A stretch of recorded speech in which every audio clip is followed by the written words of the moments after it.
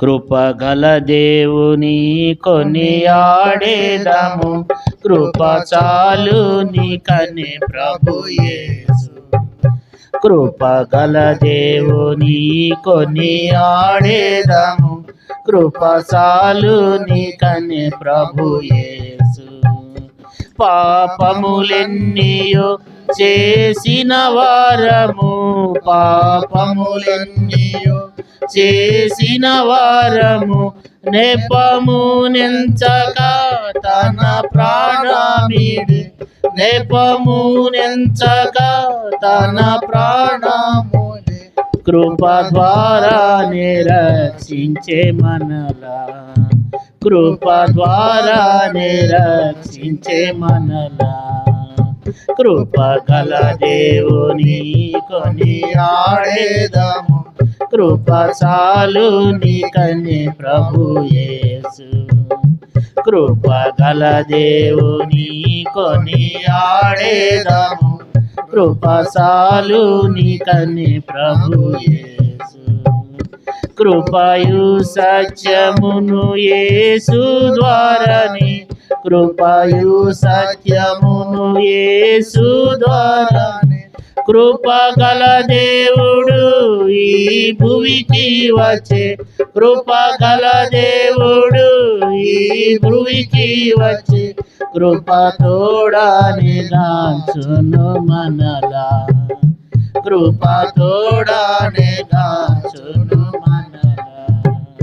కృపగల దేవుని కొనియాడేదము, కృప చాలు నీకనే ప్రభు యేసు. కృపగల దేవుని కొనియాడేదము, కృప చాలు నీకనే ప్రభు యేసు.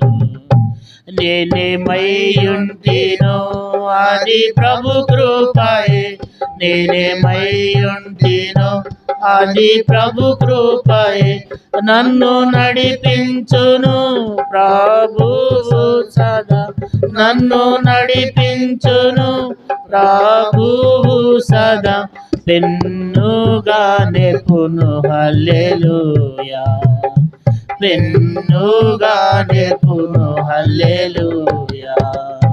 కృపగల దేవుని కొనియాడేదము, కృప చాలు నీకనే ప్రభు యేసు. కృపగల దేవుని కొనియాడేదము, కృప చాలు నీకనే ప్రభు యేసు. ప్రభు యొక్క శరీరంలో రక్తంలో పాలు పొందక మునుపు కొంచెం సౌండ్ పెడతాను, కొంచెం సౌండ్ పెట్టు. ప్రభు యొక్క శరీరంలో రక్తంలో పాలు పొందక మునుపు కొరింథీయులకు రాసిన మొదటి పత్రిక, అపోస్తలుడైన పౌలు కొరింథీయులకు రాసిన మొదటి పత్రిక 11వ అధ్యాయము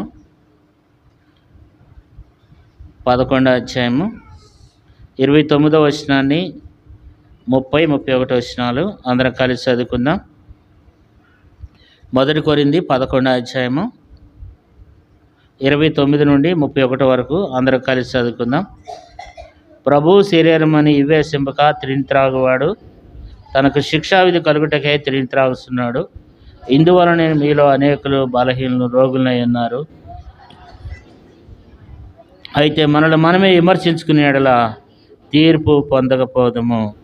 దేవుని వాక్యంలో ఈ రీతిగా రాయబడుతూ వచ్చింది, ప్రభు శరీరమని వివేశింపక తిని త్రాగువాడు తనకు శిక్షావిధి కలుగటానికే తిని త్రాగుతున్నాడు. కాబట్టి ప్రభు శరీరంలో రక్తంలో పాలు పొందే మనము వివేశింపకుండా, మనము పరీక్షించుకోకుండా ప్రభు యొక్క శరీరంలో రక్తంలో మనం పాలు పొందినట్లయితే అది శిక్షావిధికి కారణం అవుద్దని దేవుని వాక్యంలో రాయబడుతూ వచ్చింది. ఇందువలనే మీలో అనేకులు బలహీనులు రోగులై ఉన్నారు, చాలామంది నిద్రించుచున్నారని కూడా దేవుని వాక్యంలో రాయబడుతూ వచ్చింది. దేవుని వాక్యంలో చూసినట్లయితే మరి అనేక మంది బలహీనులు రోగులంట కదా. కాబట్టి కొంతమంది ఏం చేస్తున్నారంట, కొంతమంది నిద్రించుచున్నారంట. కాబట్టి మరి అలవాటుగా ఆచారంగా ప్రభు శరీరంలో రక్తంలో మనం పాలు పొందినట్లయితే మనమే నష్టపోతాం అన్నమాట. కాబట్టి మనల్ని మనమే పరీక్షించుకోవాలి. ఎట్లా పరీక్షించుకోవాలి అని అంటే, వాక్య వెలుగులో నన్ను నేను పరీక్షించుకోవాలి, వాక్య వెలుగులో మీరు పరీక్షించుకోవాలి. కాబట్టి మనల్ని మనమే పరీక్షించుకునే వారంగా మనం కలిగి ఉండాలి. మన జీవిత విధానం ఎట్లుందనేది వాక్యం మనకు తేటపరుస్తుంది. వాక్యం అద్దం లాంటిది. కాబట్టి వాక్యము రెండంచులు కలిగిన ఖడ్గం. అది నిలబడిన నన్ను సరిచేస్తుంది, కూర్చున్న నిన్ను సరిచేస్తుంది. నిలబడి నన్ను ఆపరేషన్ చేస్తుంది, కూర్చున్న మిమ్మల్ని కూడా ఆపరేషన్ చేస్తుంది. రెండంచులు కలిగిన ఖడ్గం అన్నమాట. కాబట్టి మన ఇద్దరిని కూడా సరి చేయడానికి చూస్తుంది అన్నమాట వాక్యం. కానీ ఆ వాక్యాన్ని అంగీకరించి దాన్ని యోగ్యమైన రీతిలో మనం ప్రభు శరీరంలో రక్తంలో మనం పాలు పొందాలి. చాలామంది ఆ కిచెన్ రూమ్లో చేసుకొచ్చిన రొట్టెలాగా ద్రాక్షరసంలాగా ఫీల్ అయ్యి కొంతమంది తీసేసుకుంటుంటారనమాట. కానీ దాని ద్వారా చాలా నష్టపోతాం అనమాట. అంటే ఆత్మీయంగా మనం ఎంతవరకు ఉన్నామనేది మనం గ్రహించుకోవాలి. ఈ వారం అంతట్లో మనం ఎక్కడైతే మరి దేవుని దుఃఖపరిచినామో, ఎక్కడైతే దేవుని బాధపరిచినామో దాన్ని పశ్చాత్తాపంతో మనం ఒప్పుకొని దాన్ని విడిచిపెట్టాలి. మరలా చేసేవారం కాకుండా దాన్ని ఒప్పుకొని విడిచిపెట్టినప్పుడే మనకు ఆరోగ్యం కలుగుతుంది. ఎందుకంటే మన భూమి మీద మనుషులం. కీర్తనకారుడు ఏమంటాడు? నేను పాపంలో పుట్టినవాడును, పాపంలోనే నా తల్లి నన్ను గర్భం ధరించింది అంటాడు. అంటే మన స్వభావం పాపం. ఎక్కడో చోట మనం పాపం అంటే వ్యభిచారమనో లేకపోతే దొంగతనమని కాదు. అదే కాదు, పాపం అంటే అసూయ ఉన్న పాపమే, ద్వేషం ఉన్న పాపమే, మరి చేయకపోయినా పాపమే, లేకపోతే ఆజ్ఞ అతిక్రమమే పాపమే, ప్రార్థన చేయకపోయినా పాపమే కదా. పాపం అనేది ఎట్లయినా అది మనల్ని అంటుకునేది ఉంది. అయితే మన ఆలోచనలో తప్పిపోతూ ఉంటాం, మన మనసుల్లో తప్పిపోతూ ఉంటాం, మన తలంపుల్లో ఊహల్లో తప్పిపోతూ ఉంటాం. ఇవన్నీ కూడా దేవునికి మన శరీరాన్ని మనం ఎంతో అనేకసార్లు అపవిత్రపరచుకునే వారంగా ఉంటాం అన్నమాట. అయితే మనల్ని మనమే పరీక్షించుకోవాలి. ప్రభా, ఈ వారం అంతట్లో నేను ఎంతో తప్పిపోయాను, అయ్యా నేను పాపిని అని దేవుని దగ్గర మనం ఖచ్చితంగా ఒప్పుకునేటువంటి వారంగా ఉండాలి కదా. బైబిల్లో గొప్ప గొప్ప వ్యక్తులే నేను పాపినని ఒప్పుకున్నారు కదా. మనం కూడా దేవుని దగ్గర ఒప్పుకోవాలి. పాపిని దేవా అని కరుణించి, దేవా నన్ను కరుణించమని చెప్పి మనం దేవుని దగ్గర ఒప్పుకున్నప్పుడే దేవుడు ఆ పాపాలను క్షమించేవాడుగా ఉంటాడు కదా. మనం చేసే తప్పులన్నిటికంటే కూడా పశ్చాత్తాపం అనేది చాలా ప్రాముఖ్యమైనది. ఎప్పుడైతే దాన్ని విడిచిపెడతావో అప్పుడే దేవుడు మనకు ఎంతో మేలు చేసేవాడుగా ఉంటాడు. దేవుని దగ్గర మనం ఒప్పుకుని విడిచిపెట్టే బిడ్డలంగా మనం కలిగి ఉండే వారంగా ఈ రీతిగా మనం నడుచుకోవాలి. అంటే కొంతమంది జీవితాలు ఎట్లా ఉంటాయంటే రెండు తలంపులు కలిగి ఉంటారు. రెండు తలంపులు కలిగి ఉంటారు. ఒకటి లోకము, ఒకటి దేవుడు. దేవుడు కావాలంటారు, లోకము కావాలంటారు అన్నమాట. అయితే దేవుడు ఏమంటున్నాడంటే రెండు తలంపులతో కాదు, ఒక తలంపుతో ఉండి మనం ప్రభు శరీరంలో రక్తంలో మనం పాలు పొందాలి. బైబిల్లో రాయబడితే వచ్చింది చూడండి, చదువుకుందాం. మొదటి రాజుల గ్రంథం, మొదటి రాజులు 18వ అధ్యాయము 21వ వచనం చదవండి. మొదటి రాజులు 18వ అధ్యాయం 21వ వచనం. ఏలియా జనులందరినీ దగ్గరికి వచ్చి, ఎన్నాళ్ళు మట్టుకు మీరు రెండు తలంపుల మధ్య తడబడుచుందురు? యెహోవా దేవుడైతే ఆయనను అనుసరించుడి, బయలుదేవుడైతే వారిని అనుసరించుడని ప్రకటన చేయగా జనులు అతనికి ప్రత్యుత్తరముగా ఒక మాట అయినో పలకక పోయిరి. ఇక్కడ మనం చూస్తే ఏలి అంటున్నాడు, ప్రజలందరినీ దగ్గరకు పిలిచి ప్రజలందరి దగ్గరకు వచ్చి, ఎన్నాళ్ళు మట్టుకు మీరు రెండు తలంపులు కలిగి ఉంటారు అంటున్నాడు. అంటే రెండు తలంపుల మధ్యన ఏం చేస్తున్నారంట? వాళ్ళు తడబడుతున్నారంట. రెండు తలంపుల మధ్యలో తడబడుతున్నారు. రెండు తలంపులు జీవితాన్ని వాళ్ళు కలిగి జీవిస్తూ ఉన్నారనమాట. రెండింటి మధ్యలో ఉన్నారనమాట. అంటే ఒకటి మనం కూడా ఎట్లా ఉంటామంటే రెండు కలిగి ఉంటాం, రెండు తలంపులు కలిగి ఉంటాం. ఒకటి దేవా నువ్వు కావాలంటాం, రెండోది మరలా లోకం కూడా కావాలంటాం. క్రిస్మస్ చేస్తాం, మరలా సంక్రాంతి కూడా చేస్తారా లేదా? చేస్తారు కదా. క్రిస్మస్ చేస్తారు, తర్వాత సంక్రాంతి కూడా చేస్తారు, దీపావళి కూడా చేస్తారు. ఎందుకని అంటే ఇది కావాలి మాకు, అది కావాలి. అంటే రెండు తలాంపులు అన్నమాట. ఒకటి లోకము, ఒకటి దేవుడు. ఆ మధ్యలో ఒకడు గిన్నీస్ బుక్ ఎక్కాలని 5 కిలోమీటర్ల వరకు రెండు బళ్ళ మీద 2 బళ్ళు వెళ్తూ ఉంటాయి, అటొక బండి ఇటొక బండి, 2 బైకులు వెళ్తూ ఉంటాయి. ఒక కాలు దాని మీద వేసాడు, ఒక కాలు దీని మీద వేసాడు అనమాట. ఒక 5 సంవత్సరాల క్రితం పేపర్లో వచ్చింది. రెండింటి మీద అటొక కాలు ఇటొక కాలు వేసాడు, 2 బళ్ళు నడుస్తూ ఉన్నాయి. 5 కిలోమీటర్ల దూరం వెళ్ళాలన్నమాట స్పీడ్గా. అప్పుడే వాడికి గిన్నీస్ బుక్ అవార్డు కొట్టాలని చేశాడనమాట. అయితే అటొక బండి ఇటొక బండి వెళ్తుంది, 2 బళ్ళ మీద అటొక కాలు వేసాడు, ఇటొక కాలు వేసాడు. కొంచెంలో అది అవకాడ బండి కొంచెం సేక్ అయ్యేసరికి వీడి మధ్యలో టప్పున మధ్యలో పడ్డాడు. ఆ స్పీడ్కి పడతాం వాడికి తలకు తగిలింది. తలలో ఉన్న మెదడు ఏమైంది, బయటకు వచ్చింది. అక్కడికక్కడే చచ్చిపోయినాడు. అంటే 2 తలంపులు ఎప్పుడైతే మనం కలిగి ఉంటామో, రెండింటి మీద ఎప్పుడైతే మనం నడిచి జీవిస్తూ ఉంటామో ఖచ్చితంగా అక్కడ అపాయం ఉందన్నమాట కదా. ఉంటే లోకంలోనే ఉండాలి, లేకపోతే దేవుళ్ళలోనే ఉండాలి కదా. చాలామంది ఎట్లా ఉంటామంటే అటు లోకము ఇటు దేవుడు, లోకాచారాలు లోక పద్ధతులు ఇవన్నీ కూడా మనం కలిగి ఉంటాం. అందుకని ఇక్కడ ఏమంటున్నాడంటే మొదటి రాజుల గ్రంథం 18వ అధ్యాయము 12వ వచనంలో ఏమంటున్నాడు, ఎన్నాళ్ళు మటుకు మీరు 2 తలంపుల మధ్యలో తరబడుతుంటారు. ఎన్నాళ్ళు మటుకు మీరు 2 తలంపుల మధ్యలో ఉంటారు, ఎన్ని రోజులు మీరు ఇట్లా ఉంటారు అని చెప్పి దేవాది దేవుడు మాట్లాడుతూ వస్తున్నాడు అనమాట. అంటే ఎన్నాళ్ళ మట్టికి అంటే చాలామంది ఎట్లా ఉంటామంటే ఎన్ని రోజులు గడుస్తున్నప్పటికి కూడా మన జీవిత విధానం మారేదిగా ఉండదు అనమాట. ఇర్మీయా గ్రంథంలో 31వ అధ్యాయం చూడండి. ఇర్మీయా గ్రంథం 31వ అధ్యాయము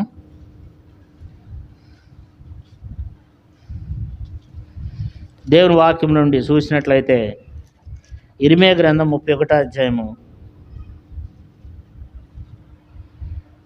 దేవుడు ఇక్కడ కూడా ఏమంటాడంటే ఎన్నాళ్ళు మటుకు మీరు ఎన్నాళ్ళు మటుకు మీరు ఇట్లా ఈ రీతిగా ఉంటారు.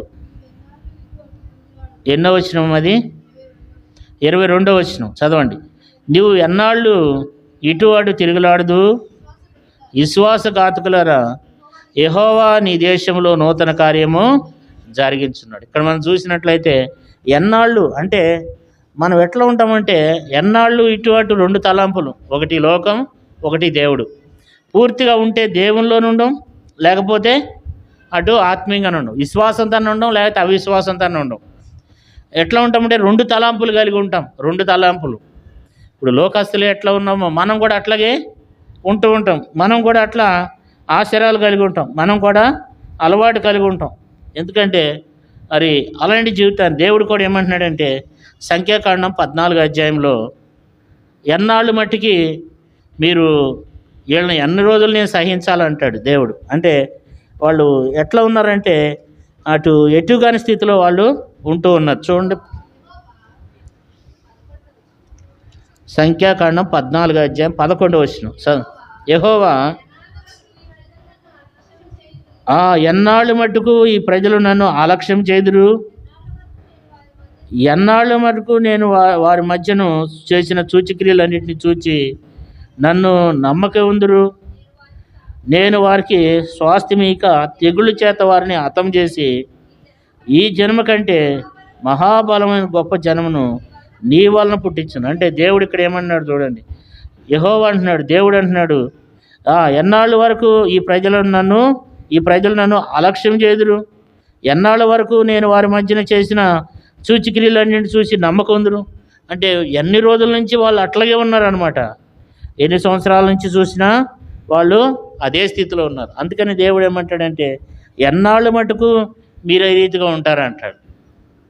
అంటే ఒక వ్యక్తి రెండింటికి దాసుడిగా ఉండకూడదు కదా. ఉంటే దేవునికన్నా దాసుడిగా ఉండాలి, లేకపోతే లోకానికన్నా దాసుడిగా ఉండాలంటాడు. లేదా దేవుని కంటే కొంతమంది ఎక్కువ ప్రాముఖ్యత ఈ లోకంలో ఉన్నటువంటి డబ్బుకి ఇస్తారు. 16వ అధ్యాయము లూకాసు సువార్తలో యేసుప్రభువు వారు ఏమన్నాడంటే లూకాసు సువార్త 16:13 వచనం.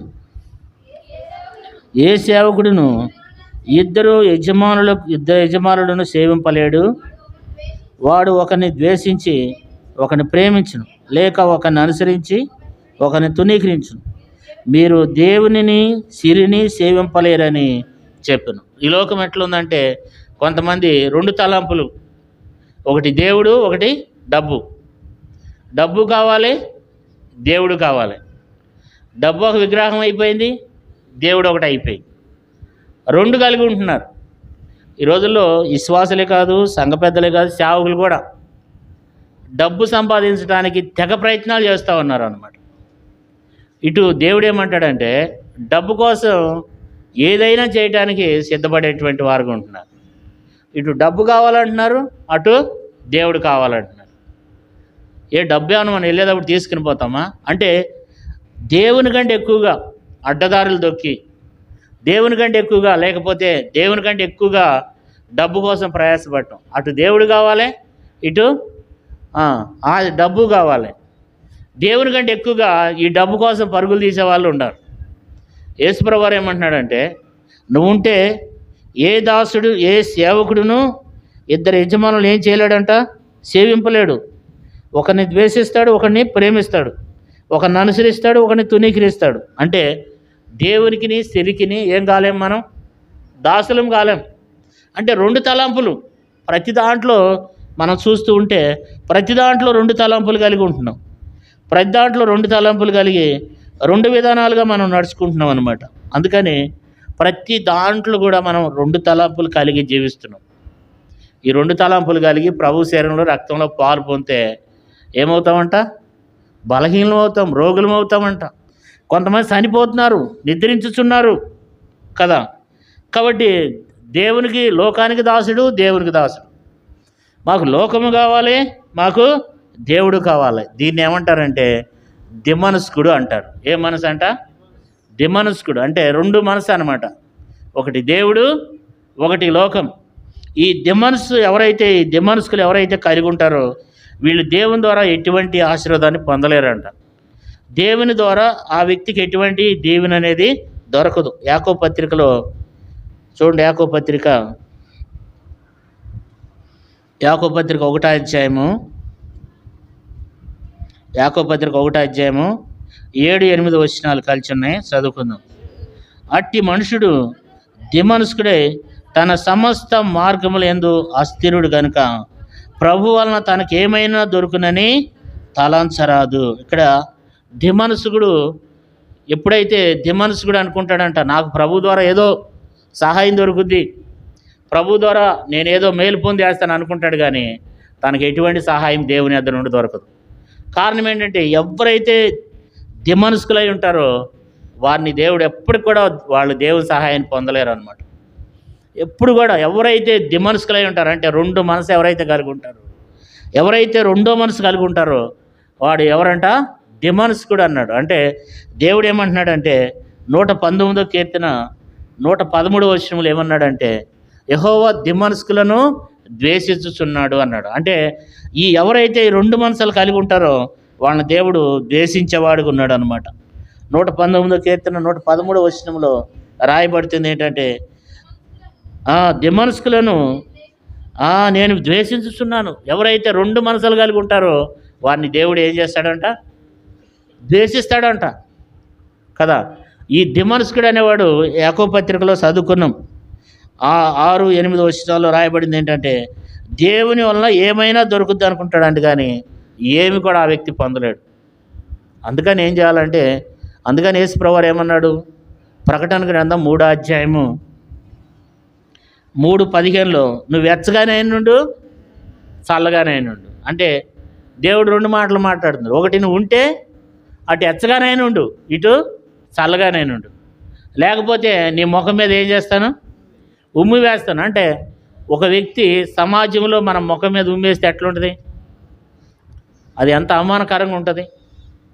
రేపు సకల ప్రజల ముందు సకల దేవదూతలు కోటాను కోట్ల పరిశుద్ధులు అక్కడ నిలబడినప్పుడు మనం అటు వెచ్చగానైనను, ఇవన్నీ వాస్తవాలు, ఇవి పిట్ట కథలు కాదు, కట్టుకథలు కాదు, లేకపోతే మనుషులు రాసుకొచ్చిన మాటలు కాదు. రేపు ఒక దినాన క్రీస్తు న్యాయపీఠం ఎదుట మనం నిలబడాలి. దేవుడు సర్వ సమాజం ఎదుట మన ముఖం మీద ఉమ్మి వేసినప్పుడు మన పరిస్థితి ఎంత అవమానకరంగా ఉంటుందో అది అనేది దాన్ని మనం ఊహించలేం. కారణం ఏంటంటే ఉంటే చల్లగానైనుండు, లేకపోతే ఎచ్చగానైనుండు. నిలువెచ్చని స్థితిలో ఉండొద్దు. ఉంటే అటు ఆత్మీయంగా బలంగా ఉండు, లేకపోతే లోకంలో ఉండు అంటున్నాడు దేవుడు. ఉంటే చల్లగానైనుండు, లేకపోతే ఎచ్చగానైనుండు. సంవత్సరాలు గడిచిపోతున్నాయి, కొత్త బట్టలు కుట్టించుకుంటున్నాం, కొత్త మోటో కార్డులు, కొత్త క్యాలెండర్లు, కొత్త వాగ్దానాలు కదండి. ఇంటికి కూడా మళ్ళీ కొత్తగా మనం రకరకాల కలర్స్ వేసుకుంటున్నాం, రకరకాలుగా అలంకరించుకుంటున్నాం, కొత్తదనాన్ని కోరుకుంటున్నాం. మరి ఇంకెప్పుడు మనం మారుతాం? ఇంకెప్పుడు మనం అటు ఇటు కాకుండా ఉండి ఎన్ని రోజులు ఉంటావు? అందుకని ఏమంటున్నాడంటే, మీరు ఎన్నాళ్ళు 2 తలంపుల మధ్యన తడబడుతుందరు. కాబట్టి ఎన్ని రోజులు మీరు ఇట్లా ఉంటారు? ఎన్ని రోజులు మీరు చల్లగానైనా వెచ్చగానైనా లేని స్థితిలో ఉంటున్నారు? ఏం ప్రయోజనం అంటున్నాడు కదా. అందుకనే దేవుడు మరి ఇట్టి విషయాల్లో మీరు ఈ రీతిగా ఉంటున్నారు కనుక అసలు మీ విషయంలో అసలు ఎన్ని రోజులు ఎన్ని సంవత్సరాలు మీరు ఇట్లా ఉంటారని చెప్పి దేవుడు మాట్లాడుతూ వస్తున్నాడు. కారణం ఏంటంటే 2 తలంపులు కలిగినటువంటి జీవితం. అంటే ఎలాంటి జీవితం ఉన్నారంటే, అందుకనే పౌలు అంటాడు, చూడండి చదువుకుందాం. అపోస్తలుడైన పౌలు అంటున్నాడు గలతీయులకు రాస్తూ 4వ అధ్యాయము, గలతీయులకు రాసిన పత్రిక 4వ అధ్యాయము 19వ వచనం 20వ వచనం. నా పిల్లలారా, క్రీస్తు స్వరూపం మీ యందు ఏర్పడే వరకు మీ విషయమై మరలా నాకేం కలుగుతుంది? ప్రసవేదన కలుగుతుంది. అపోస్తలుడైన పౌలు అంటాడు, నా పిల్లలారా, క్రీస్తు స్వరూపం మీ యందు ఏర్పడే వరకు మీ విషయమై మరలా నాకు ప్రసవేదన కలుగుతున్నది అంటున్నాడు. అంటే ఇన్ని రోజుల నుంచి పౌలు బోధిస్తున్నాడు, కానీ వాళ్ళు క్రీస్తు స్వరూపంలోనికి ఏం చేయట్లేదు, క్రీస్తు స్వరూపంలోనికి రావట్లేదు. తర్వాత కింద ఏమంటున్నాడు చూడండి, 20వ వచనం. మిమ్మల్ని గూర్చి ఎటు తోసుకుని ఉన్నాను, నేను ఇప్పుడే మీ మధ్యకు వచ్చి మరొక విధంగా మీతో మాట్లాడగోరుచున్నాను. అంటే ఇన్ని రోజుల నుంచి మాట్లాడిన రీతి కాదు, ఇప్పుడు నేను వేరే రీతిగా మీ వద్దకు రావాల్సి వస్తుంది అంటున్నాడు. కారణం ఏంటంటే వాళ్ళ ఆచారాలతో నింపబడిపోయినారు, పద్వాలతో నింపబడిపోయినారు కదండి. ఏమైపోయినారు వాళ్ళు? 10వ వచనం చూడండి, 10వ వచనం. గలతీ 4:10. మీరు దినములను, మాసములను, ఉత్సవ కాలములను, సంవత్సరములను ఏం చేస్తున్నారు? ఆశ్రయిస్తున్నారు. ఎట్లా జీవిస్తున్నారంటే వీళ్ళు దినములను చూస్తున్నారంట. ఈరోజు మంచిది కాదు, ఈరోజు మంగళవారం మంచిది కాదు, లేకపోతే శుక్రవారం మంచిది కాదు అంటే దినాలను ఆశ్రయిస్తున్నారు. ఏ రోజు మంచిది అంటే ఇదంతా ఏంటి? పూర్వకాలంలో ఆశ్రయించాం, మరలా బల్లో పాలు పొంది, ఇదంతా నష్టానికే. బల్లో పాలు పొందేవాళ్ళు మరలా అలాంటి ఆచారాలు, తర్వాత గ్రహాలను చూడటం, లేకపోతే ముహూర్తాలను చూడటం. ఇక్కడేం పాస్టర్ గారితో ముహూర్తం పెట్టిస్తారు, అక్కడికి వెళ్ళి మొట్టమొదటి పంతుల దగ్గరికి వెళ్ళి, వేపనాయన దగ్గరికి వెళ్ళి ముహూర్తం పెట్టించుకొచ్చి, అన్న మా దగ్గర ఈ రోజునే మాది ఈ కార్యక్రమం చేయాలని చెప్తారు. అంటే కొంతమంది అట్లా ఉంటారన్నమాట. ఏం చేస్తున్నారంట? మీరు దినములను, మాసములను, ఉత్సవ కాలములను, సంవత్సరములను ఆశ్రయిస్తున్నారు. పండగలను ఆశ్రయించేవాళ్ళు కొంతమంది, కేవలం పండగ భక్తి. దినములను ఆశ్రయించేవాళ్ళు, దినములను అనుసరించి నడుచుకునేవాళ్ళు ఉత్సవ కాలములను, సంవత్సరములను అనుసరించి నడుచుకుంటున్నారంట. అయితే వాళ్ళ విషయంలో ఏమంటున్నాడు చూడండి, 11వ వచనం. మీ విషయమై నేను పడిన కష్టము వ్యర్థమైపోవునేమో అని మిమ్మల్ని గురించి ఏం చేస్తున్నాను? భయపడుతున్నాను. అరే, నేను పడిన కష్టం ఇన్ని రోజుల నుంచి, ఇన్ని సంవత్సరాల నుంచి నేను మీ దగ్గరకు వచ్చి సేవ చేస్తున్నానే, నేను పడిన కష్టమంతా వ్యర్థమైపోద్దేమోనని భయపడుతున్నాడంట. కారణం ఏంటంటే వాళ్ళు ఎట్లున్నారు? అటు చల్లగానైనా లేరు, ఇటు ఎచ్చగానైనా లేరు. వాళ్ళ విషయంలో ఎటు తోసుకుని ఉన్నాడంట. 20వ వచనంలో అంటున్నాడు, మిమ్మల్ని గూర్చి ఎటు తోసుకుని ఉన్నాను. ఏం చేయాలో అర్థం కావట్లేదు. ఉంటే అటు చల్లగలేరు, ఇటు ఎచ్చగలేరు. కారణం ఏంటంటే దినములను ఆచరిస్తున్నారు, లోక సంబంధమైనటువంటివన్నిటిని ఆచరిస్తూ ఉన్నారు. అటు లోకము, ఇటు దేవుడు. పండగ వస్తే పండగ వాతావరణం, అది ఏ పండగ అన్నా కానీ అందరూ పప్పులు వండుకుంటారు, మనం కూడా పప్పులు వండుకుంటాం కదా. మనం ఎట్లుంటామంటే మాకు క్రిస్మస్ కావాలి, గుడ్ ఫ్రైడే కావాలి, ఈస్టర్ కావాలి, సంక్రాంతి కావాలి, ఇంకా అన్ని పండుగలు అవే చేస్తాం, మేము ఇవే చేస్తాం. లోకస్తులు చేసేవన్నీ మనం చేస్తూ ఉన్నాం. కాబట్టి ఎక్కడ చూసినా ఏం కలుగుతుంది, ఎక్కడ చూసినా ఏ ఇంట్లో జరిగినా అంతా చాలామంది ఎట్లా ఉన్నారంటే అటు లోకానుసారమైనటువంటి జీవితం. ఇటువరకు మనం పూర్వకాలంలో దేవుని నమ్మకం మనం ముగ్గులు వేసుకున్నాం. ఇవాళ కూడా చాలామంది ముగ్గులు వేస్తున్నారు. గొబ్బెమ్మలు కూడా పెట్టండి, ఇంకా బాగుంటుంది. చాలామంది చూస్తున్నానండి. అంటే క్రైస్తవులు అనే వాళ్ళు ఎట్లా ఉన్నారంటే ఆ ఆచారాలు, ఆ పద్ధతులు ఏమాత్రం కూడా ఏం చేయట్లేదండి, విడిచిపెట్టలేదు. కారణం ఏంటంటే దేవుని వాక్యంలో రాయబడింది ఏంటంటే అన్ని జనుల ఇష్టాన్ని నెరవేర్చడానికి గతించిన కాలమే చాలును అన్నాడు. అన్ని జనుల యొక్క ఇష్టాన్ని నెరవేర్చే వారంగా కాకుండా మరి అందుకని పౌలు ఏమన్నాడంటే మీ విషయమై ఏమంటాడు చూడండి, గల్తీ 4:11 మీ విషయమై నేను పడిన కష్టమంతా ఏమైపోతుంది, వ్యర్థమైపోతుందేమో అని మిమ్మల్ని గూర్చి భయపడుతున్నాడంట. ఇన్ని రోజుల నుంచి కష్టపడాల్సినటువంటి, ఇన్ని రోజుల నుంచి నేను ప్రయాసపడ్డాను, ఇన్ని రోజుల నుంచి నేను కష్టపడ్డాను, కానీ ఇప్పుడు ఈ పడినటువంటి కష్టమంతా వ్యర్థమైపోతుంది నా, కానీ ఆయన దుఃఖంతో చెప్తున్నాడు అనమాట. ఆయన ఎంతో బాధపడుతున్నాడు పౌలు గారు కదా. కాబట్టి మిమ్మల్ని కూర్చున్నటువంటి ప్రయాసం అంతా వ్యర్థమైపోద్దేమో, కాబట్టి నేను పడిన కష్టం ఏమైపోయింది, నేను పడిన బాధ ఏమైపోయిందని చెప్పి ఆ సంఘముని గురించి అపోస్తలుడైన పౌలు మాట్లాడుతున్నాడు. కారణం ఏంటంటే వాళ్ళు ఏ స్థితిలో ఉన్నారంటే ఇంకా వాళ్ళు అటు లోకంలో లేరు, ఇటు దేవునిలో లేరు అనమాట. అంటే ఇటు అటు కాకుండా వాళ్ళు జీవిస్తూ ఉన్నారనమాట. ఇంకా చూడండి దుఃఖంతో మాట్లాడుతున్నాడు. అరే 2 కొరింథీ 12వ అధ్యాయము, 2 కొరింథీ 12వ అధ్యాయము 20వ వచనం. ఎందుకనగా ఒకవేళ నేను వచ్చినప్పుడు మీరు నాకు ఇష్టలుగా ఉండరేమో అనియు, నేను ఇష్టలుగాను ఉండనేమో అనియు, ఒకవేళ కలహమును, అసూయయు, క్రోధములను, కక్షలను, కొండెములను, గుసగుసలాటయు, ఉప్పొంగుటను, అల్లర్లను ఉండునేమో అనియు, నేను మరలా వచ్చినప్పుడు నా దేవుడు మీ మధ్య నన్ను చిన్నబుచ్చునేమో అనియు,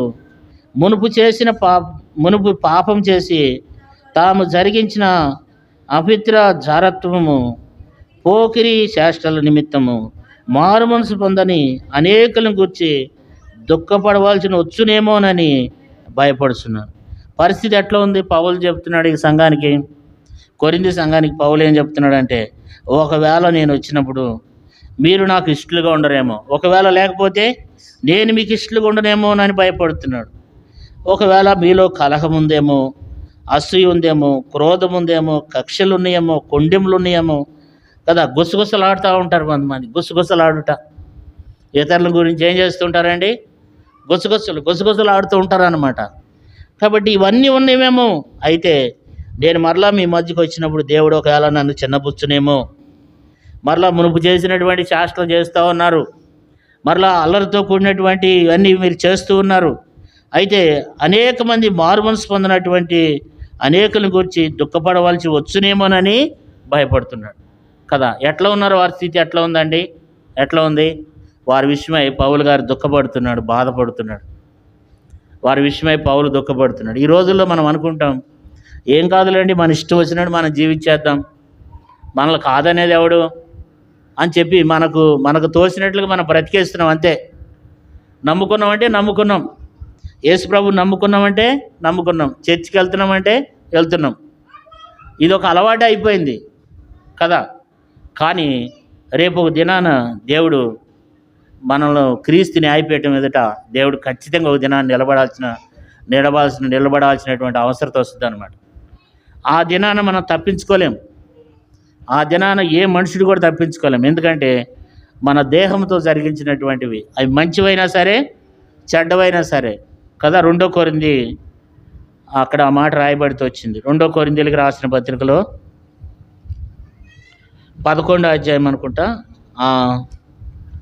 2 కొరింథీలో 5వ అధ్యాయం, 2 కొరింథీ 5వ అధ్యాయము 9-10 వచనాలు. 9-10 కావున దేహమందున్నను దేహము నిడిచినను ఆయనకి ఇష్టలై ఉండవలనని మిగిలి అపేక్షించుచున్నాను. ఎందుకనగా తాను జరిగించిన క్రియలు చొప్పున అవి మంచివైనా సరే చెడ్డవైనా సరే దేహంతో జరిగించిన వాటి ఫలమును ప్రతివాడు పొందినట్లు మనమందరమును క్రీస్తు న్యాయపీఠం ఎదుట ప్రత్యక్షం కావాలి. ఒక దినాన మనం ఏం కావాలంటే క్రీస్తు న్యాయపీఠం ఎదుట మనం ప్రత్యక్షం కావాలి. ఒక దినాన క్రీస్తు న్యాయపీఠం ఎదుట దేవుడి దగ్గర నిలబడాలి. దేవునికి ఏం చేయాలి? మనం లెక్క అప్పు చెప్పాలి. రోమపత్రిక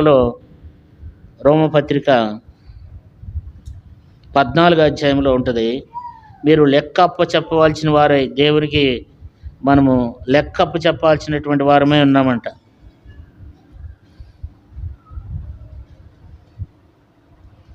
రోమపత్రికలో 14వ అధ్యాయము 10వ వచనం.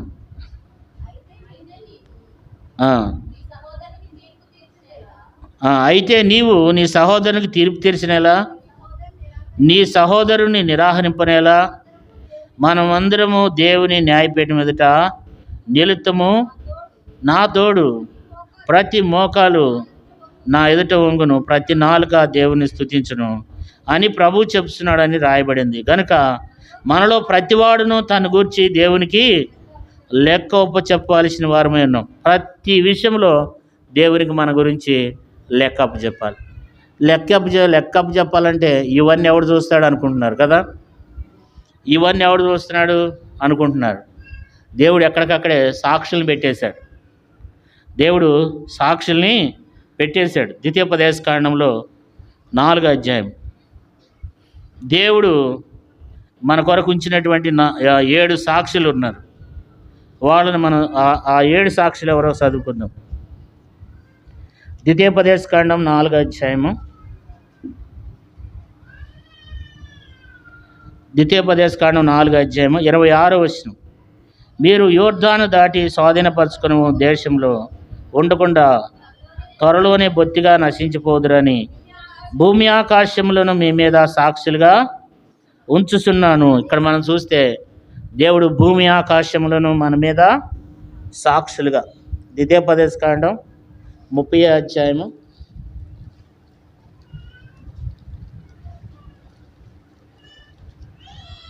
ద్వితీయోపదేశకాండం 30వ అధ్యాయంలో కూడా దేవుని వాక్యం అక్కడ కూడా ఒక మంచి మాట ఉంటుంది, చదువుకుందాం. భూమి ఆకాశములు మీ మీద సాక్షులుగా పెట్టి ఉన్నాను అంటాడు.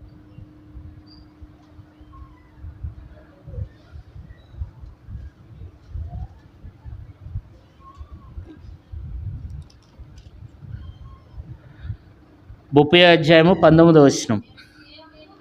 నేడు జీవమును మరణమును ఆశీర్వాదమును శాపమును నీ ఎదుట ఉంచి భూమి ఆకాశములను మీ మీద ఏం చేస్తున్నాను, సాక్షులుగా ఉంచుతున్నాను. దేవుడు ఏమంటాడంటే ద్వితీయోపదేశకాండం 30వ అధ్యాయం 19వ వచనంలో, నేడు జీవమును మరణమును ఆశీర్వాదమును శాపమును నేను నీ ఎదుట ఉంచి భూమి ఆకాశములను మీ మీద ఏం చేస్తున్నాను, సాక్షులుగా పెడుతున్నాను.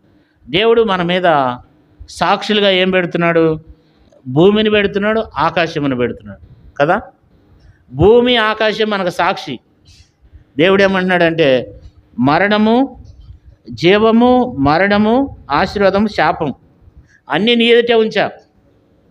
అన్నీ నీ ఎదుటి ఉంచి నేను భూమి ఆకాశంలో సాక్షులుగా పెట్టిన. మనం ఏం చేస్తామో, మనం ఎప్పుడు ఎట్లా చేస్తామనేది దేవుడు సాక్షులుగా చెప్పడానికి. రేపు ఒక దినాన క్రీస్తు న్యాయపీఠం మీదట నువ్వు నిలబడినప్పుడు ఈ భూమి వచ్చి సాక్ష్యం చెప్తుంది, నువ్వేం భూమి మీద ఏమేం చేసావు అనేది. ఈ ఆకాశం వచ్చి సాక్ష్యం చెప్తుంది. ఒక సహోదరుడికంట ఒక జరిగిన విషయం చెప్తున్నా. ఒక సహోదరుడికి 2 అన్నదమ్ములు ఉన్నారు. తల్లిదండ్రులు చిన్నప్పుడే చనిపోయినారు. వాళ్ళకి 5 ఎకరాల పొలం ఉందన్నమాట. 5 ఎకరాల పొలం ఉంది. 5 ఎకరాల పొలం ఉంటే అన్నకు ఒక ఆలోచన వచ్చింది, అన్నదమ్ములు ఇద్దరు దాన్ని సాగు చేసుకుంటారన్నమాట. అయితే ఒక రోజున ట్రాక్టర్ దొరకడానికి లేటుగా రాత్రి అయిపోయింది. ట్రాక్టర్ దొరకడానికి చీకటి పడిపోయింది. చీకటి అయిపోయినాక ఆ ట్రాక్టర్ తొక్కి ఆయన వచ్చినాడు అనమాట. అన్నదమ్ములు ఇద్దరు వెళ్ళారు పొలం వెళ్ళిన తర్వాత ఆ ట్రాక్టర్తో దమ్ము చేసిన తర్వాత ఎటువల్ల అటు ట్రాక్టర్ వెళ్ళిపోయిన తర్వాత తమ్ముడు దిగి ఆ నీళ్లు తీస్తున్నాడు. తీస్తుంటే అన్న వెనక నుంచి పారబెట్టి ఆ తమ్ముడిని నరికి పడేసినాడు. నడికేసేసి గుంట తవ్వేసేసాడంట. ఆ చేలోనే లోతుగా గుంట తవ్వేసేసి మళ్ళీ మట్టి పూడ్చేసేసి మళ్ళీ ఎరగనటికి ఇంటికి వెళ్ళిపోయినాడు. వాళ్ళ భార్య అడిగింది, ఏడయ్యా మీ తమ్ముడు రాలేదేంటి ఇంకా అని అడిగితే, ఏమైనా నాకేం తెలుసా అన్నాడు. 3 నెలలు గడిచింది. అయితే తమ్ముడిని కొట్టేటప్పుడు తమ్ముడిని పారెట్టి నరికినప్పుడు వెనక పడిపోయినాడు. మీద పడి గొంతు అంతా నొక్కేస్తున్నప్పుడు తమ్ముడు అన్నాడంట, అరే పండు వెన్నెలు కాస్తుంది, ఒక దినానికి ఎన్నిలేం నీకు నాకు సాక్షి అన్నాడు. అన్నాడంట. ఆ రోజున బాగా ఎన్నెలు కాస్తుందంట. తమ్ముడు అన్నాడంట, అరే ఇక్కడ ఎవరు చూడలేదేమో, కానీ పండు వెన్నెల ఏం చేస్తుంది? ఈ పండు వెన్నెలే సాక్ష్యం, ఈ చంద్రుడే నీకు నాకు సాక్ష్యం అన్నాడంట. చనిపోతూ ఆ మాట చెప్పినాడు. పాతి పెట్టేశాడు, ఇంటికి వెళ్ళిపోయినాడు. ఒక 3 నెలలు దాటిన తర్వాత ఎండాకాలం బిల్డింగ్ మీద మంచం వేసుకు పండుకున్నాడు. ఆ చంద్రుడు కనపడుతున్నాడు, పండిటేళ్ళు కాస్తూ ఉంది. దాన్ని చూసినప్పుడు తమ్ముడు అన్నమాట గుర్తొచ్చింది. దాన్ని చూసి నవ్వుకుంటున్నాడంట. అరే మా తమ్ముడు ఇట్ట అన్నాడు పిచ్చోడు, ఆ పండుని ఏం చేస్తుంది అని చెప్పి నవ్వుకుంటున్నాడంట. నవ్వుకుంటే పక్కనున్న భార్య అందంట, ఏమయ్యా ఏమైంది చెప్పు ఎందుకు నవ్వుతున్నావు ఎంతగానో అంటే, అప్పుడు అన్నాడంట, చెప్పాల్సిందే అని అంటే, లేదు నువ్వు ఖచ్చితంగా చెప్పాల్సిందే నాకు, నువ్వు ఎందుకు దాస్తున్నావు అని చెప్పినప్పుడు అప్పుడు అన్నాడంట, అలే పిచ్చిదానా, మా తమ్ముడు ఏమైపోయాడు అనుకుంటున్నావు? 5 ఎకరాల పొలంలో ఆడికి 2 ఎకరాలు మనం ఎందుకు ఇస్తాం? అని చంపేసి పాతి పెట్టేశా. అయితే ఆ రోజు నాడు ఈ మాట అన్నాడే, ఈ పండు వెన్నెలే సాక్ష్యం అన్నాడంట. ఎవరికి చెప్పినాడు? భార్యకి చెప్పినాడు. సరే కొన్ని రోజులు అయింది. భార్యాభర్తలు ఇద్దరి మధ్యలో గొడవ వచ్చింది. భార్యని బాగా కొడుతున్నాడు తాగొచ్చి. భార్య ఏం చేసింది? అయ్యో నన్ను రక్షించండి, వాళ్ళ తమ్ముడిని చంపినట్టు నన్ను కూడా చంపుతాడా అని చెప్పి కేకలు వేసుకుంటూ వెళ్ళింది. వెంటనే ఒకడు విన్నాడు, తమ్ముడిని చంపినాడా అని. ఆపోజిట్ ఉంటారు కదా ఎవడొకడు. వెంటనే కేసు పెడితే పోలీసులు వచ్చి ఆడిని 4 వేస్తే నిజం చెప్పినాడు. చూసారా? అంటే దేవుడు ఎప్పుడు కూడా, దేవుడు ఏం చేస్తూ వచ్చినాడు మనం అనుకుంటాం చాలాసార్లు, నన్ను ఎవడు చూడట్లేదు అనుకుంటాం. కానీ దేవుడు ఏమంటున్నాడు ఇక్కడ, నీ ఎదుట ఏం చేస్తాను నేను? నీ మీద భూమి ఆకాశములను నీ మీద సాక్షులుగా పిలుస్తున్నాను. దేవుడు మన మీద భూమిని, రెండోది ఆకాశమును దేవుడు మన మీద సాక్షులుగా పెడుతూ ఉన్నాడు అనమాట కదా. దేవుడు ఎప్పుడైనా కూడా మనం చేసే పనులన్నీ కూడా ఒక సాక్షి అనేది దేవుడు ముందే పెట్టి ఉంచాడు. లేకపోతే మనం ఎలాంటి వాళ్ళం? నాకేం తెలుసు ప్రభువా అంటాం కదా. కాబట్టి దేవుడు భూమిని ఆకాశమును మన మీద సాక్షులుగా దేవుడు పెడుతూ వచ్చినాడు కదా. యెషయా గ్రంథం 59వ అధ్యాయంలో దేవుని వాక్యంలో, యెషయా గ్రంథం 59వ అధ్యాయము, యెషయా గ్రంథం 59వ అధ్యాయం 12వ వచనం. యెషయా గ్రంథం 59:12. మేము చేసిన తిరుగుబాటు క్రియలు నీ ఎదుట విస్తరించి ఉన్నవి, మా పాపములు మా మీద సాక్ష్యం పలుకుతున్నవి కదా. పాపములు ఏం చేస్తున్నాయంట? మన పాపాలే మన మీద సాక్ష్యం చెప్తాయంట. మనం ఏదైతే పాపం చేసినామో, మనం చేసిన పాపం మన మీద ఏం చెప్తుంది? మన మీద సాక్ష్యం చెప్తుంది. అందుకనే సంఖ్యాకాండం 32వ అధ్యాయం 23వ వచనంలో మీ పాపం మిమ్మల్ని పట్టుకుని ఉంది. సంఖ్యాకాండం 32వ అధ్యాయం 23వ వచనంలో మీ పాపం మిమ్మల్ని ఏం చేస్తుంది? పట్టుకుంటుంది కదా. చదువమ్మా.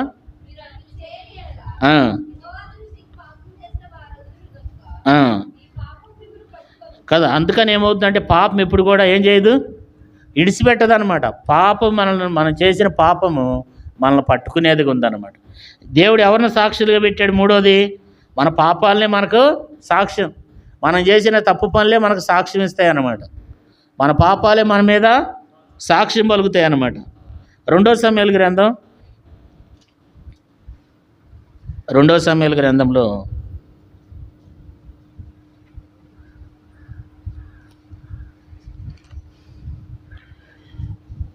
2 సమూయేలు గ్రంథం 1వ అధ్యాయము 14-15 వచనాలు. 2 సమూయేలు గ్రంథం 1వ అధ్యాయం 14-15 వచనాలు. అందుకు దావీదు భయపడక, యెహోవా అభిషేకించిన వానిని సంపుటకు నువ్వెలా అతని మీద చెయ్యెత్తితివి? యెహోవా అభిషేకించిన వానిని నేను చంపితినని నువ్వు చెప్పితివే, నీ నోటి మాటే నీ మీద సాక్ష్యము గనుక నీ ప్రాణమునకు నీవే ఉత్తరవాదివని వానితో చెప్పు. సార్లు మనం ఇక్కడ చూసినట్లయితే నీ నోటి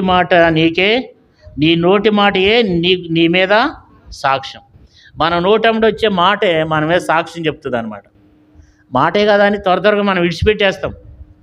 మాటే కదా ఏం కాదులే అని మనం విడిచిపెట్టేస్తాం. కానీ ఆ మాటే మన మీద ఏం చేస్తుందంట? సాక్ష్యంగా రేపు నిలబడుద్ది. అన్నాడండి అని చెప్తుంది ఆ వాయిస్ కదా. మన మాటే మన మీద ఏం చేస్తుంది. అందుకని మత్తయి సువార్తలో 12వ అధ్యాయం చూడండి, మత్తయి సువార్త 12:36. నేను మీతో చెప్పినదేమనగా మనుషులు పలుకు వ్యర్థమైన ప్రతి మాటను గురించి విమర్శ దినమున లెక్క చెప్పవలసిండును కదా. నీ మాటను బట్టి నీతిమంతుడు అని తీర్పు నొందుదు, నీ మాటను బట్టి అపరాధి అని తీర్పు నొందు. ఒక మాటే కాదు అనుకుంటే మన మాటే మన మీద రేపు సాక్ష్యం చెప్తుంది కదా. మనం మాట్లాడే మాటలు, మన ఇతరుల విషయంలో మనం మాట్లాడే మాటలు, మనం చేసే ఆలోచనలు, మన కుట్రలు, మన మాట మనకు ఒక దినాన రేపు నీ మీద సాక్ష్యంగా దేవుడు ఉంచుతూ వచ్చినాడు కదా.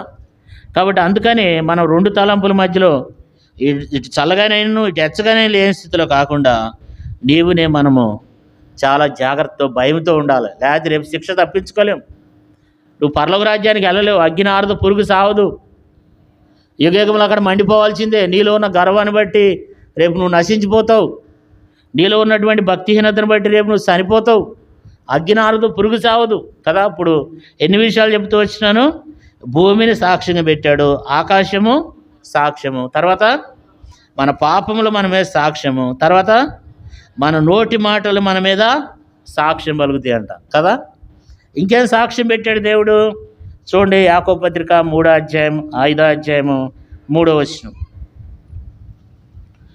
యాకోబు పత్రిక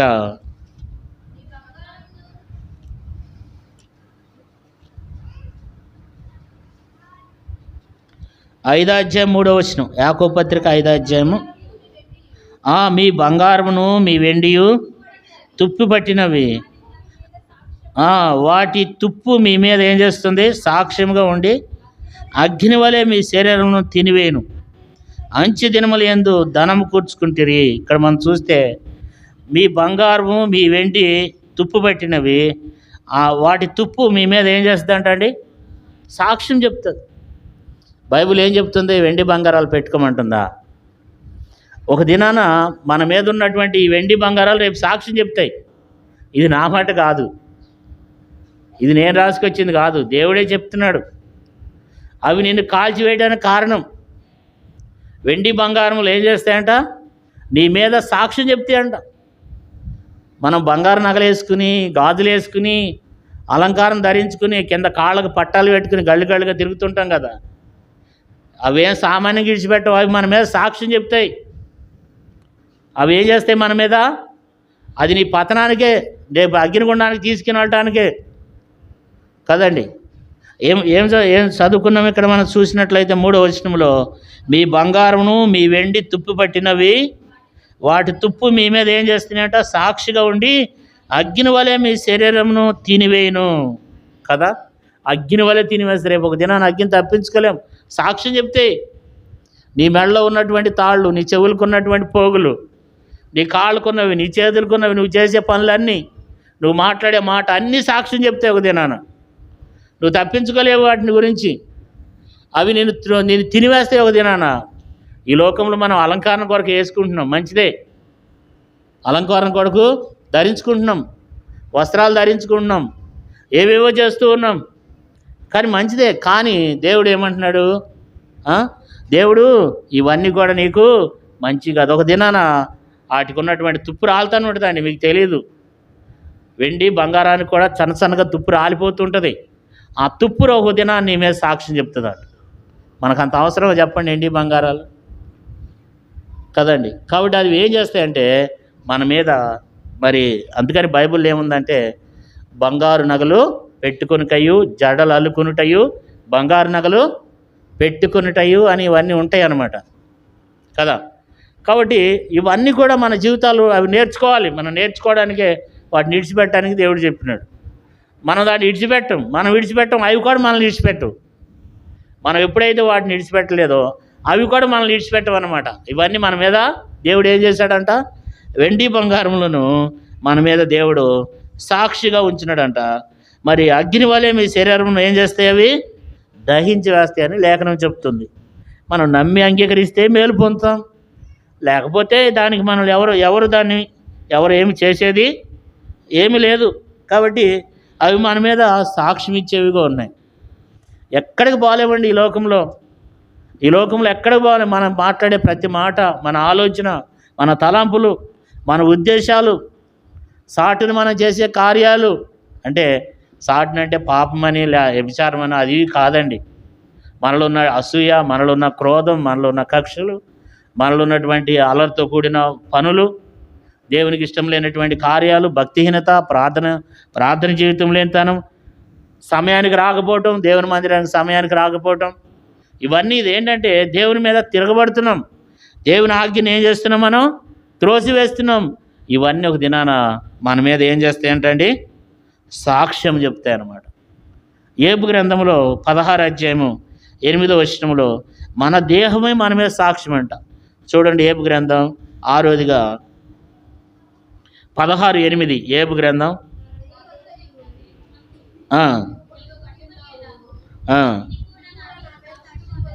చూసారా? దేవుని వాక్యం చూసినట్లయితే ఆ దేహం మన మీద ఏం చేస్తుందంటండి?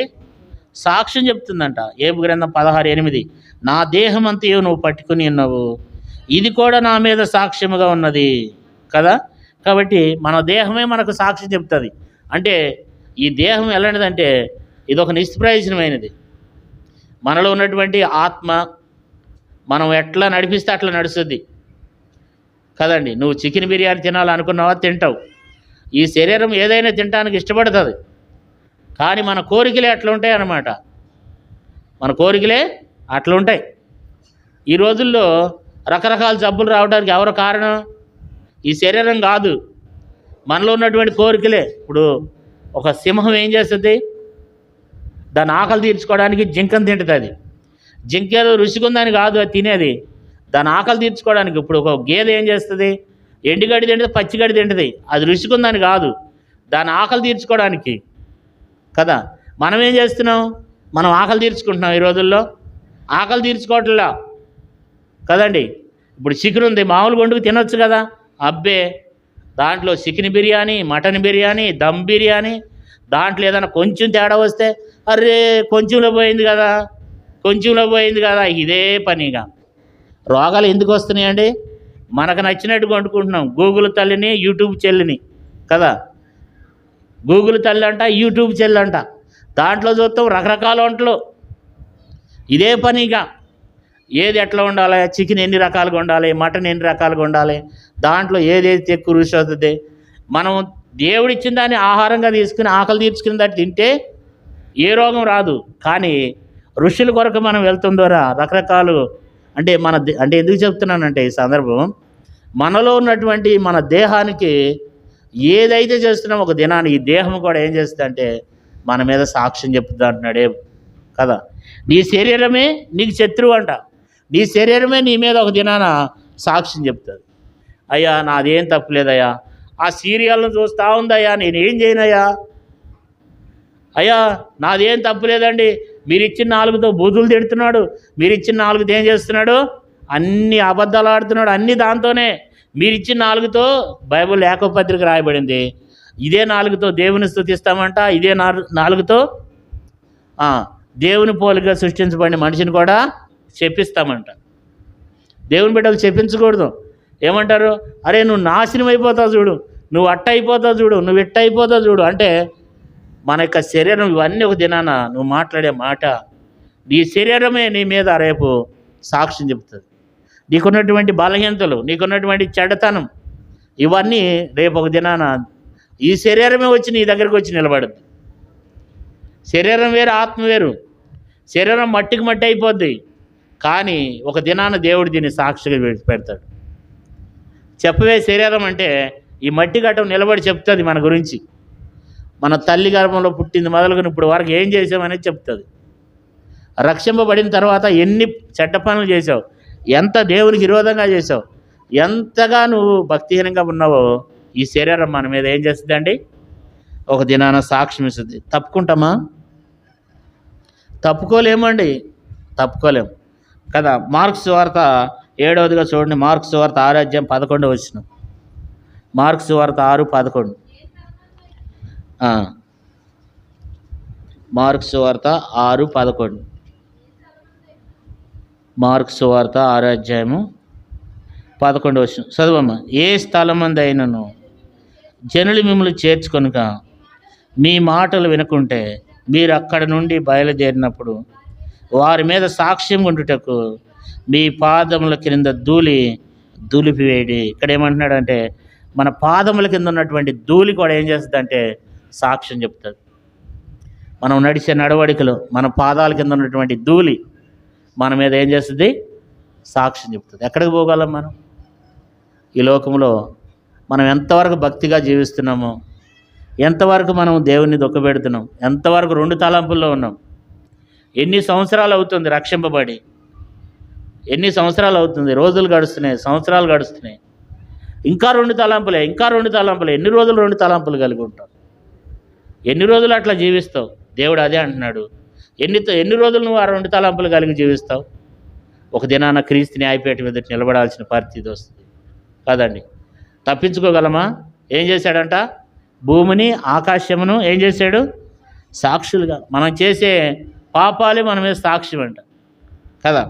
నీ నోటి మాటే నీ మీద సాక్ష్యం చెప్తుంది. నువ్వు ఇతరుల గురించి ఎన్ని కుట్రలు చేస్తున్నావో, ఎన్ని కుతంత్రాలు చేస్తున్నావో, ఇతరుల గురించి నీ మనసు ఎలాంటిదో నీ మాట నీ మీద ఏం చేస్తుంది? సాక్ష్యం చెప్తుంది. ఐదోది, నీ మెడలో ఉన్నటువంటి బంగారం, నీ కాళ్ళకు ఉన్నటువంటి వెండి నీ మీద ఏం చేస్తుందంట? సాక్ష్యం చెప్తుందంట. కాబట్టి ఇవన్నీ మనల్ని నష్టానికి తీసుకుని వస్తాయి. ఆరోది, మన దేహం మన మీద సాక్ష్యం చెప్తుంది. ఏడోది, మన పాదాలకు ఉన్నటువంటి దుమ్ము మన మీద సాక్ష్యం చెప్తుంది. నువ్వు ఎక్కడికి వెళ్ళినావు, ఎక్కడ ఏ పని చేసినావు, నీ పాదాలు ఎప్పుడు ఏం చేస్తున్నాయి అనేది దేవునికి తెలుసు. దేవునికి రేపు వచ్చి నువ్వేం చేసావో ఒకసారి ఆ పాదధూళిని రమ్మంటే క్షణంలో పరలోక రాజ్యానికి వచ్చి నిలబడుతుంది. ఎక్కడ ఏ రోజున ఏం మాట్లాడి చెప్పవంటే పోసుగుచ్చినని చెప్తుంది. ఎక్కడికి పోతాం? ఎక్కడికి తప్పించుకోలేం. అందుకని భూమి మీద ఉన్న 4 రోజులు ఈ లోకం ఎప్పుడు కూడా మనకు శాశ్వతమైనది కాదు. ఇది కొద్ది రోజులే. ఇంతలో కనపడి అంతలో మాయమైపోవు ఆవిరి వంటిది. కాబట్టి ఇప్పుడైనా మారుమనసు పొందాలి. ఇప్పుడైనా లోతైన భక్తి జీవితంలో ఉండాలి. 4 రోజులు ప్రభు కొరకు జీవించాలి, ప్రభు కొరకు బ్రతకాలి కదా. ఏ దాసుడును 2 యజమానులకు ఏం చేయలేడంట అండి? ఇద్దరిని సంతోషపరచలేడంట. ఒకటి లోకం, ఒకటి అంటే ఇప్పుడు 2 కరెంట్ తీగలు ఉంటాయి. ఒకటి ప్లస్ ఉంటుంది, ఒకటి మైనస్ ఉంటుంది. ఉంటే ప్లస్ మీద ఉండాలి, మైనస్ మీద ఉండాలి. కాకి ఆ పక్షి ఆ ప్లస్ మీద ఉండి మైనస్ని ముట్టుకుంటే ఏమైద్ది? చనిపోద్ది. దీని మీద అయినా ఉండొచ్చు, దాని మీద అయినా ఉండొచ్చు, సేఫ్టీగా ఉంటుంది. కానీ దాని మీద ఉండి దీన్ని అడ్డుకుంటే ఏమైద్ది? వెంటనే మాడి కింద పడుతుంది. నీ పరిస్థితి కూడా అంతే. ఇంకా నువ్వు లేక తీర్పులోనికి రాక మనం ఖచ్చితంగా తీర్పులోనికి వస్తాం. తప్పించుకోలేము. అదేనా మనం తప్పించుకోలేము. దేవుడు మనల్ని విడిచిపెట్టాడు ఈ లోకంలో. ఒకవేళ ఎందుకంటే ఇది కృపాకాలం కదా, మనం చదువుకున్నాము ఆరాధనోత్మానంలో, ఇది అలాంటి కృపాకాలము చదువుకున్నాం. కానీ ఆ కృపాకాలమే కదా అని మన ఇష్టం వచ్చినట్టు జీవిస్తే కుదరదండి. మనం ఇష్టం వచ్చినట్టు వారాల తరబడి మందిరానికి రాకపోయినా నన్ను ఎవడో మాట్లాడేవాడు ఎవడున్నాడు, టేక్ టీజీ అన్నట్టుగా. నేను వస్తే ఏంటి, రాకపోతే నేను వస్తే ఏంటి, నాకు ఇష్టమైతే వస్తా, నాకు ఇష్టమైతే మానేస్తా. ఇవన్నీ ఒక దినాన క్రీస్తు న్యాయపీఠం మీద నిలబడాలి. అప్పుడు నువ్వు తప్పించుకోలేవు. ఎంతవరకు మనం మాదిరికరంగా ఉంటున్నాం, ఎంతవరకు మనం ఆత్మీయంగా ఎదుగుతున్నాం, ఇవన్నీ ఒక దినాన దేవుడు అడుగుతాడు. ఇవన్నీ నాకు ఎవరు చెప్పలేదన్నావా? ఆకాశం దగ్గర నుంచి వస్తాడు దేవుడు. ఆకాశం దగ్గర నుండి, భూమి దగ్గర నుండి నీ మాటను, నీ దేహాన్ని, నీ దగ్గర ఉన్నటువంటి బంగారాన్ని, వెండిని, ఇవన్నిటిని తీసుకుని వచ్చి దేవుడు నీ ముందు ప్రత్యేకపరుస్తాడు. ఇవన్నీ సాక్షి చెప్తే నీ జీవితం, నువ్వు ఎలాంటి భక్తి జీవితంలో ఉన్నావో, లేదా ఎలాంటి బలహీనమైన స్థితిలో ఉన్నావో, ఎలాంటి భక్తిహీనంగా ఉన్నావో, నీ హృదయ వైఖరి ఎలాంటిదో ఒక దినాన క్రీస్తు న్యాయపీఠం మీద నువ్వు నిలబడాలి. ఇప్పుడు దేవుడు క్షమించేస్తాడు. అందుకని ఏమన్నాడు? అన్యాయం చేయవాడిని. ప్రకటన గ్రంథంలో ఏముంది చూడండి, చదువుకుందాం. ప్రకటన గ్రంథం ఈ మాట చదివి ప్రభు శరీరంలో రక్తంలో పాలు పొందాం. ప్రకటన గ్రంథం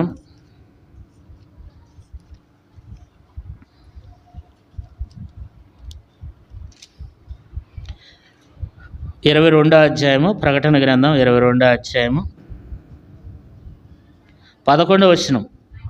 అన్యాయం చేయవాడు ఇంకాను అన్యాయమే చేయనిమ్ము, అపవిత్రుడైన వాడు ఇంకాను అపవిత్రుడిగానే ఉండనిమ్ము, నీతిమంతుడు ఇంకాను నీతిమంతుడిగానే ఉండనిమ్ము, పరిశుద్ధుడు ఇంకాను పరిశుద్ధుడిగానే ఉండనిమ్ము.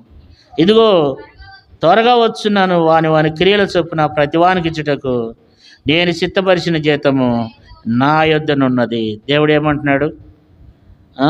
ఎవడు ఇష్టం వాడిది ఉండండి, మీ ఇష్టం. అందుకనే నువ్వు నువ్వు భూమి మీద ఎట్టన్నా జీవించు, దేవుడు ఏం పట్టించుకోడు. ఎందుకంటే ఇది కృపాకాలం కదా. దేవుని భయం ఎక్కడ ఉందండి? ఎక్కడ చూసినా చర్చిలు ఉన్నాయి, ఎక్కడ చూసినా చర్చిలు ఉన్నాయి, కానీ దేవుని భయం లేదు. ఎందుకని? శిక్ష అనేది శీఘ్రంగా రావటం లేదు. దేవుని యొక్క ఉగ్రత అనేది, శిక్ష అనేది శీఘ్రంగా మన మీదకి రావటం లేదు. దేవుని యొక్క ఉగ్రత మన మీదకి రావటంలా. అందుకని ఏం చేస్తున్నారంట? బైబిల్లో ఒక మంచి మాట ఉంది చూడండి. ప్రసంగి 8:11. 11, 8, 11. ప్రసంగి గ్రంథం 8:11. దుష్క్రియకు తగిన శిక్ష శీఘ్రంగా కలగపోవుట చూచి మనుషులు భయం విడిచి హృదయపూర్వకంగా దుష్క్రియలు చేయుదురు. చూసారా? ఎప్పుడైతే దుష్క్రియకి తగినటువంటి శిక్ష శీఘ్రంగా కలగపోవుట మనుషులు చూస్తూ ఉన్నారో, భయం విడిచి ఏం చేస్తున్నారంట?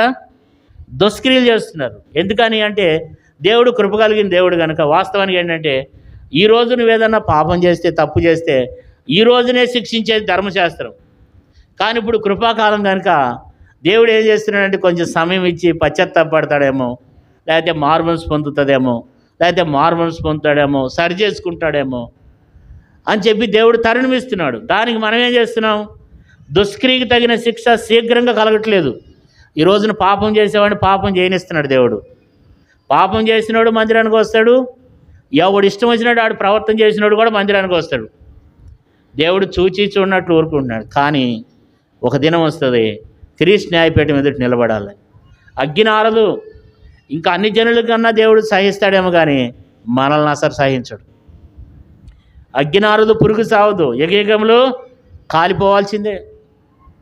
అక్కడ ఎవరు నిన్ను రక్షించే వాళ్ళు ఉండరు. ఈ భూమి మీద మనకి ఏదైనా కొంచెం కష్టం కలగంగానే మనల్ని ఆదరించే వాళ్ళు ఉంటారు, మనల్ని ధైర్యపరిచే వాళ్ళు ఉంటారు, మనల్ని బలపరిచే వాళ్ళు ఉంటారు, మనకు ఆర్థికంగా సహాయం చేసే వాళ్ళు ఉంటారు, అన్ని రకాలుగా మన బంధువులు ఉంటారు, మన రక్త సంబంధికులు ఉంటారు. కానీ ఒక్కసారి పాతాళానికి వెళ్ళినావంటే మరల ఇంకా నువ్వు తిరిగి రావు. నువ్వు అనుకున్నావు నేను ఎంత భక్తిపరుణ్ణి, నేను ఆదివారం నాడు ఒక బైబిల్ పట్టుకుని వచ్చేస్తే అయిపోద్దా? నీ మాటల్లో ఎన్నిసార్లు తప్పిపోతున్నావు, ప్రవర్తనలో ఎన్నిసార్లు తప్పిపోతున్నావు, దేవుని ఆజ్ఞలో నువ్వు ఎక్కడ, దేవుని మందిరం ఎక్కడ కరెక్ట్గా వస్తున్నావు? యెహోవా కార్యమును అశ్రద్ధగా చేయవాడు ఏమవుతాడంట? శాపగ్రస్తులు అవుతారు. దేవుని యొక్క కార్యాన్ని అశ్రద్ధ చేయకూడదు. బైబిల్ రాయబడింది, నేనంటాం కాదు. బైబిల్లో రాయబడింది. దేవుని సమయాన్ని ఎవరైతే అశ్రద్ధగా చేస్తారో, దేవుని కార్యాన్ని ఎవరైతే అశ్రద్ధగా చేస్తారో వాళ్ళు శాపగ్రస్తులు అవుతారు అంటున్నాడు దేవుని వాక్యంలో. కాబట్టి ఈరోజు దుష్క్రియ జరగట్లేదులే, ఈరోజు నన్ను దేవుడు ఏం చేయట్లేదు అనుకుని ఇంకోటి నీ ఇష్టం వచ్చినట్టు ప్రవర్తన చేస్తే దేవుడు ఊరుకోడు. వాటన్నిటిని మనం ఖచ్చితంగా ఈ భూమి మీద ఉన్నటువంటి మనం పొందాల్సినటువంటి వారు. ఖచ్చితంగా మనం చేసేది మనం ఖచ్చితంగా ఈ భూమి మీద పొందాల్సిందే. కాబట్టి ఈ భూమి మీద ఉండగానే మనం కళ్ళు తెరవాలి. వాక్య వెలుగు ఉండగానే, నేడు అనే దినం ఉండగానే కళ్ళు తెరవాలి. రేపు అనే దినం ఉండగానే ఈరోజే కళ్ళు తెరాలి. ఇదే అసలైన సమయం. ఈ దినాన్ని నువ్వు పోగొట్టుకుని వెళ్ళిపోయినావు అంటే, నీ హృదయాన్ని కఠినపరుచుకుని వెళ్ళిపోతే, నేను జీవించేది కరెక్టేనా నువ్వు వెళ్ళిపోతే నువ్వు పరీక్షించుకో. అందుకని ఏమంటున్నాడు? ప్రభువు శరీరం అని వివేశింపక తిని త్రాగువాడు తనకు శిక్షా విధి కలుగుటకే తిని త్రాగుతున్నాడు. కాబట్టి 2 తలంపులతో ఎవరైతే ఉన్నారో వాళ్ళు చాలా జాగ్రత్త. అపాయం అనేది పొంచి ఉంది. 2 తలంపులు కలిగి దేవుని భయం లేకుండా నీ ఇష్టారాజ్యంగా జీవిస్తున్నావో నీకు చాలా ప్రమాదం పొంచి ఉంది. నీకు ఖచ్చితంగా క్రీస్తు న్యాయపీఠం నువ్వు నిలబడే పరిస్థితి ఒక దినాన్ని రాబోతుంది. నువ్వు 2 తలంపుల్లో ఉన్నావంటే నువ్వు చాలా అపాయకరమైన పరిస్థితులు ఉన్నావు అనే విషయాన్ని దేవుడు జ్ఞాపకం చేశాడు. నువ్వు 2 తలంపులు ఉన్నావా? నువ్వు చాలా అపాయకరమైన పరిస్థితులు ఉన్నావు. ఎవడు నేను తప్పించేవాడు లేడు, ఎవడు నేను నిడిపించేవాడు లేడు. కాబట్టి దేవుడిచ్చినటువంటి కృపను మనం వినియోగించుకోవాలి. ఈ కృపాకాలాన్ని వినియోగించుకుని ఈ రోజుల్లో భయం కలిగి దేవుని భయభక్తులు ఎందు నడుచుకున్నట్లయితే దేవుడు నీ జీవితంలో ఎంతో మేలు చేస్తాడు. దేవుడు నిన్ను ఎంతో ఆశీర్వదిస్తాడు. నీకు మేలు, నీ ఇంటి వారికి మేలు. లేదా మనం ఇష్టం వచ్చినట్లు ప్రవర్తన చేసినట్లయితే మనం ఎంత మాత్రం కూడా తప్పించుకోలేం. మనమే పరీక్షించుకుని ప్రభు యొక్క శరీరంలో, రక్తంలో మనం పాలు పొందాం. మోకరించండి.